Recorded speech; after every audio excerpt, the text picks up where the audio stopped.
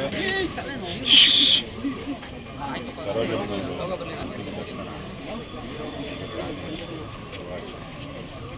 ಅವ್ರನ್ನ ನೋಡ್ತಿದ್ದಾಗ ನನಗನ್ಸಿದ್ದು ವೈಯಕ್ತಿಕವಾಗಿ ಅದು ಸಾವಲ್ಲ.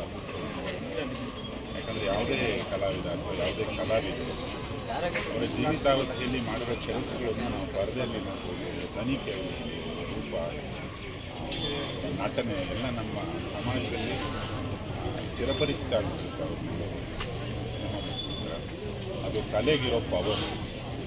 ಆಗಿನ ಕಾಲಕ್ಕೆ ಹಲವಾರು ರಾಜ್ಯಗಳನ್ನು ಮುತ್ತಾಡಿ ಹಲವಾರು ಭಾಷೆಗಳಲ್ಲಿ ನಟಿಸಿ ಹಲವಾರು ಸಮಾಜಗಳನ್ನು ಅವ್ರದ್ದೇ ಆದ ರೀತಿಯಲ್ಲಿ ತಮ್ಮಂತಹ ಮಹನೀಯ ನಟಿಯರು, ಹಿರಿಯರು ತುಂಬ ಗೌರವ. ಅವರು ಸಿಕ್ಕಾಗೆಲ್ಲ ಹೀಗೆ ತಮಾಷೆ ಕಲೆ ಕಟ್ತಾ ಇತ್ತು. ತುಂಬ ತುಂಬ ಸಂತೋಷ, ತುಂಬ ಚೈತನ್ಯ ಕೊಟ್ಟಿರುವಂಥ